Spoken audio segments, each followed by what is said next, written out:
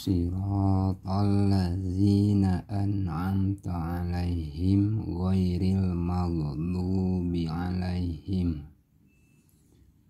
Orang-orang yang diberi anugerah Allah adalah para nabi dan siddiqin dan sholihin yang terdiri dari umat yang telah lalu.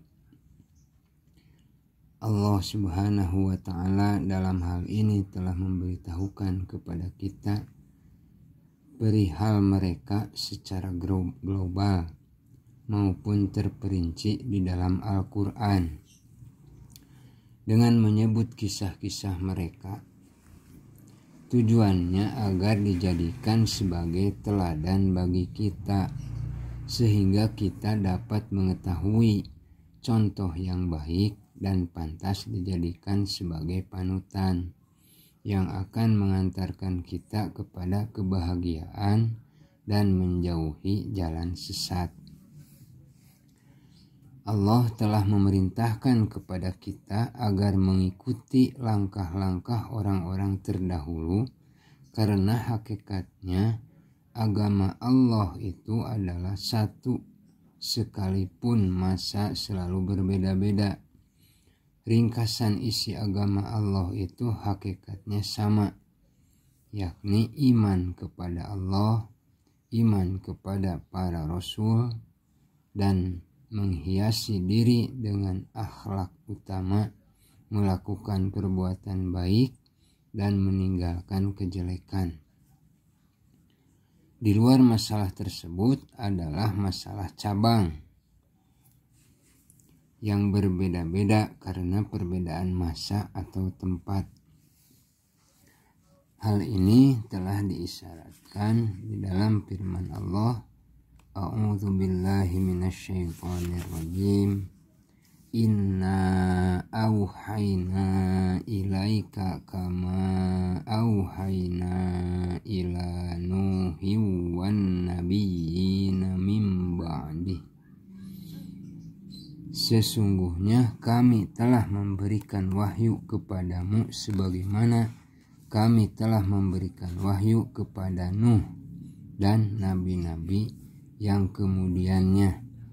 Al-Quran Surat An-Nisa ayat ke-163.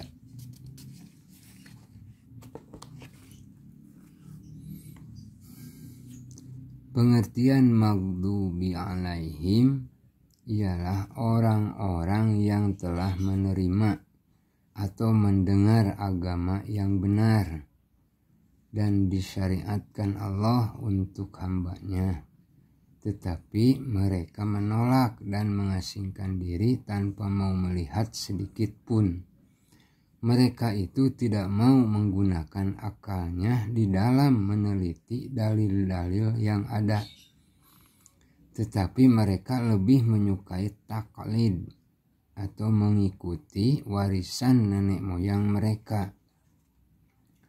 Mereka adalah orang-orang yang akan tertimpa kesusahan, siksaan dan kehinaan di neraka jahanam, dan mereka tempat kembali mereka adalah seburuk-buruk tempat.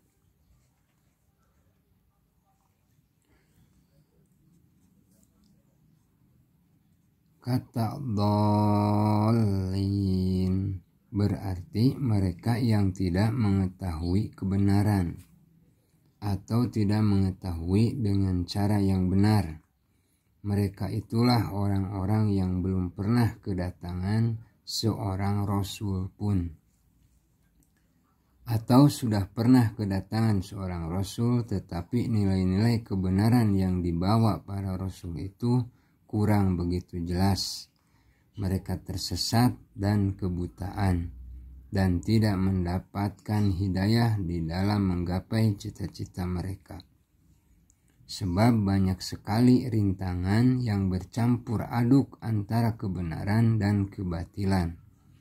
Di samping masalah-masalah benar dan yang salah, jika mereka tidak tersesat di dalam masalah-masalah duniawi, mereka pasti akan tersesat di dalam masalah ukhrawi, Siapapun yang tidak mendapatkan hidayah agama, maka akan tampak pengaruh kegoncangan pada hal-hal yang berkaitan dengan kehidupannya, serta akan tertimpa musibah.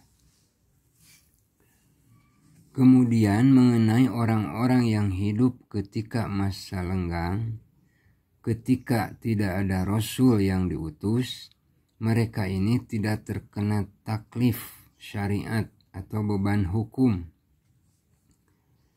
Dan di akhirat nanti tidak akan terkena siksaan, sebab ada firman Allah yang berbunyi, A'udzubillahi minasyaitonirrajim, wa ma kunna mu'adzibina hatta nab'asa rasula. Artinya, dan kami tidak akan mengazab sebelum kami mengutus seorang rasul. Quran surat Al-Isra ayat ke-15. Ini adalah merupakan pendapat jumhur ulama. Sebagian mereka ada yang berpendapat bahwa akal sudah cukup dijadikan sebagai alasan untuk menjalankan taklif ini atau hukum. Jika manusia mempunyai akal sehat, maka wajib bagi orang tersebut memikirkan keadaan langit dan bumi dan berpikir tentang kejadian alam semesta ini. Kewajiban mereka di dalam masalah ibadah juga ditentukan oleh akal pikiran tentang sampai sejauh mana ijtihad yang dilakukan mengenai Tuhan. Dengan demikian, mereka akan selamat dari ancaman siksa neraka di hari kiamat nanti. Jika mereka tidak berupaya demikian, maka mereka ini termasuk orang-orang yang tersiksa di neraka nanti. Amin. Kata amin adalah kalimat isim yang berarti istijab atau kabulkanlah. Di dalam bacaannya, kata amin ini terdapat dua macam. Pertama, dibaca panjang seperti yang dikatakan seorang penyair. Ya Rabbi la taslubanni hubbaha abada, wa yarhamullahu abdan qala amina. Ya Tuhan, janganlah Engkau cabut kepadanya untuk selamanya. Semoga Allah mengasihi seorang hamba yang berkata amin. Kabul atau kabulkanlah. Kedua, baca pendek seperti perkataan penyair. Amina fazadallahu ma bainana bu'da. Kabulkanlah, kemudian Allah menambah jauh pemisah antara kita. Di dalam sebuah hadis diriwayatkan bahwa Rasulullah Shallallahu Alaihi Wasallam telah bersabda, laqanani Jibrilu amina inda farogi min qiraatil Fatihah wa qala innahu kal khatmi alal kitab. Malaikat Jibril telah mengajari aku menyebut kalimat amin setelah aku membaca Al-Fatihah. Jibril berkata, amin itu bagaikan penutup Al-Quran.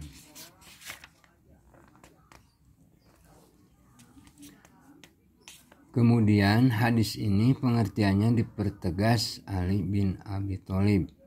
Ali mengatakan amin adalah penutup dari Allah, Tuhan semesta alam. Allah menutup doa hambanya dengan amin. Maksudnya ialah sebagaimana orang yang menutup itu dilarang melihat apa yang ditutupnya dengan mengotak-atik.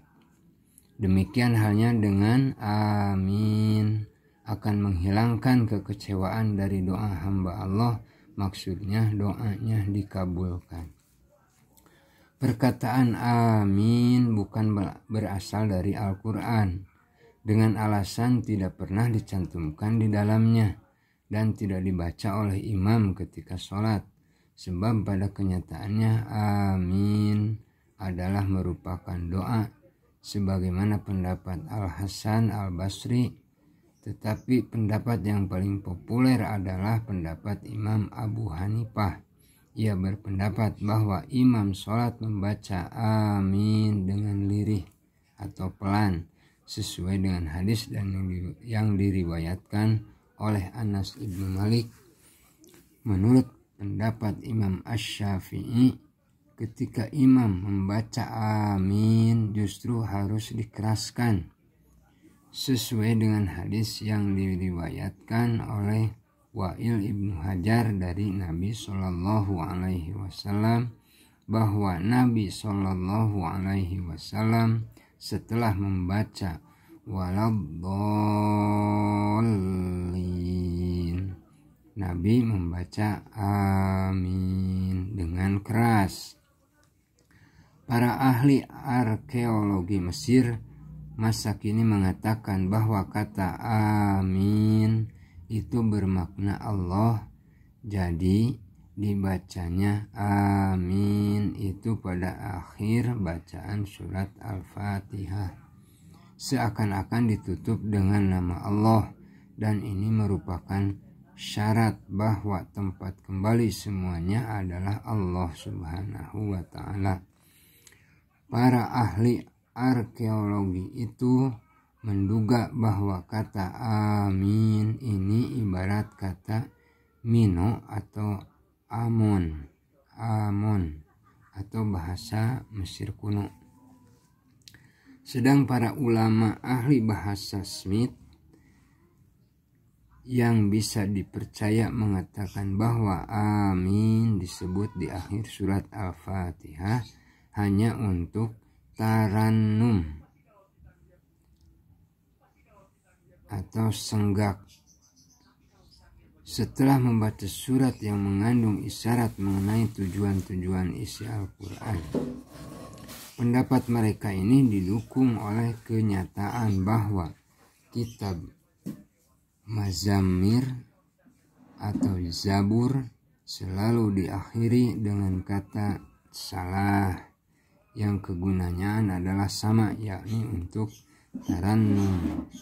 Jadi pengertian amin secara global adalah kami menghadap kepadamu wahai Tuhanku, hanya kepadamulah tempat kembali.